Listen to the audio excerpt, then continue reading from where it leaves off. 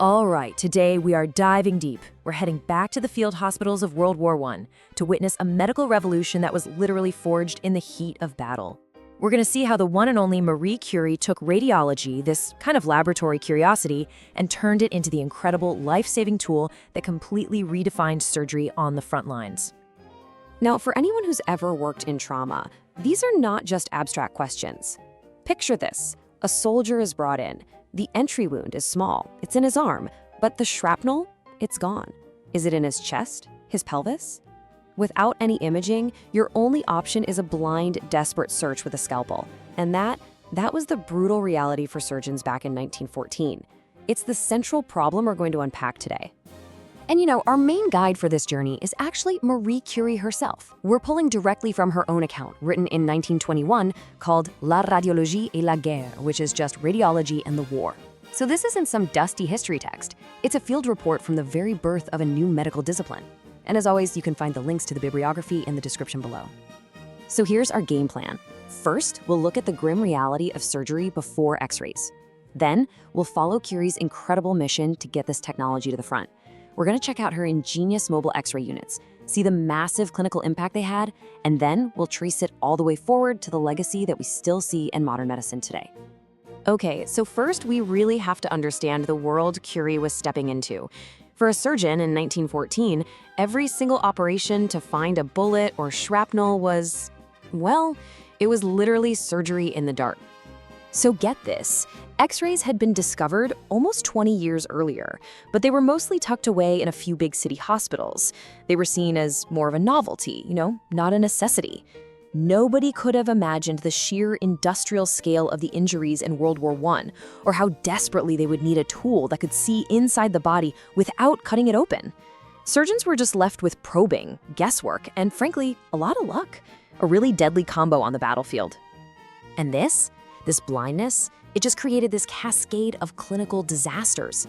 Surgeons would go on these, what Curie herself called, vain searches, making incision after incision that did more harm than the actual injury. Tiny bits of shrapnel were missed all the time, and they would just become these ticking time bombs of infection. Complex fractures, they were set by feel, leading to horrible deformities and permanent disability. Amputation became the grim, but often the only real option. So into this absolute chaos steps Marie Curie. And she wasn't just a Nobel laureate in a lab coat, she was a pragmatist. She saw this catastrophic failure in the medical system, and she just knew that radiology was the answer. The problem was really twofold. One, there was a severe lack of equipment. And two, the little equipment they had was completely stuck in place, far, far away from the front lines where it was needed most. As Curie put it, the radiological services were notoriously insufficient. She knew right away that you had to bring the technology to the patient, not the other way around. And this quote from her, it just says it all, doesn't it? This wasn't some academic project for her. It was the direct application of her life's work to a national emergency. She saw this massive gap between scientific potential and the medical reality on the ground, and she threw everything she had into closing it. Curie's solution was, it was brilliant. Simple in concept, but absolutely revolutionary in practice. If the wounded soldiers couldn't get to the X-ray, then the X-ray had to go to them. And this led to the creation of the now famous Petite Curies, or the Little Curies. Now, the real genius here, it wasn't just putting an X-ray machine in a car. The key was solving the power problem. You have to remember, these field hospitals had no electricity. So Curie's solution was to fit each vehicle with a dynamo that ran right off the car's engine. She created the world's first truly self-sufficient mobile diagnostic units. Just incredible. And the whole process was amazingly efficient. Curie describes her teams pulling up to a field hospital, unloading about 250 kilos of gear, blacking out a room with these portable curtains, running a long cable out to the vehicle's dynamo, and they were ready to start scanning patients, often in less than an hour. It was a masterpiece of battlefield logistics. And just think about the scale of this personal effort. In the middle of a world war, Marie Curie personally found the funding, got the vehicles, designed and built the equipment, and trained the staff for 18 of these mobile units. 18! She single-handedly changed the face of military medicine. So what did this all mean for the patients on the ground? Well, the clinical impact was immediate, and it was profound. It completely transformed the practice of surgery right there in the operating theater. This chart, it just says it all. The X-ray turned surgery from this act of blind, desperate exploration into a guided, precise intervention. Instead of just probing around for a bullet, the surgeon knew exactly where it was. Instead of making multiple cuts, they could make a single, targeted incision. And the risk of leaving behind those little fragments that would lead to sepsis, it just plummeted. Curie's own accounts are just filled with these mind-blowing clinical stories. See, projectiles don't travel in straight lines. They hit bone, they ricochet, they follow these bizarre, unpredictable paths. A surgeon probing a wound in the arm would never, ever think to look under the opposite shoulder blade.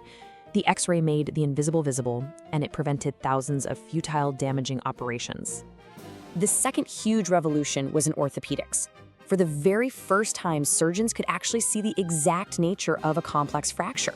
They could guide the bones back into place with a visual confirmation. They could watch the callus form to monitor healing, and, this is crucial, they could spot those tiny loose bone fragments, what the French called esquilles, that were notorious for causing chronic infections. This saved so many limbs that would have just been amputated otherwise. Now, the work done in those 4 years of war, it didn't just stop when the fighting did. It actually laid the entire groundwork for the field of diagnostic imaging as we know it today. I mean, look at this timeline.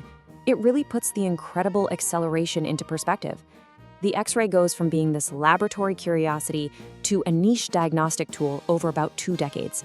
Then, in just 4 years of intense wartime pressure, it becomes an essential, mobile, widespread part of medicine. It basically gave birth to clinical radiology as a specialty. So, what are the big clinical lessons we can pull from all this? I think there are 3. First, adapt your technology to the point of care. Real innovation brings the solution to the patient.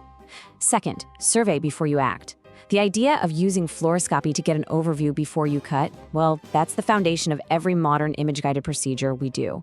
And third, mobile diagnostics change outcomes. Period. Bringing the tools to the front line revolutionizes everything. And if there's one single phrase to take away from this whole story, it's this one. First the ray, then the blade. This became the new mantra for surgeons.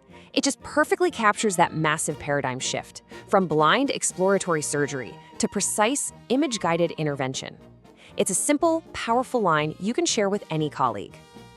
So, to sum it all up, the incredible, immense pressure of the Great War acted as a powerful catalyst. It forced radiology to evolve from a static novelty into an essential, mobile, life-saving discipline.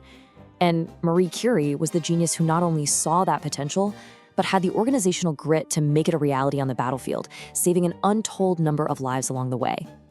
So, I'll just leave you with this thought. The next time you're in the ER and you call for a portable chest X-ray, or you're in the OR using a C-arm to guide a procedure, just take a second. The DNA of that technology was forged in the mud of the Western Front. And the question for all of us today is, where are the blind spots in our own practices? And how can we apply that same spirit of relentless, needs-based innovation that Curie showed us? Disclaimer and bibliography in the description.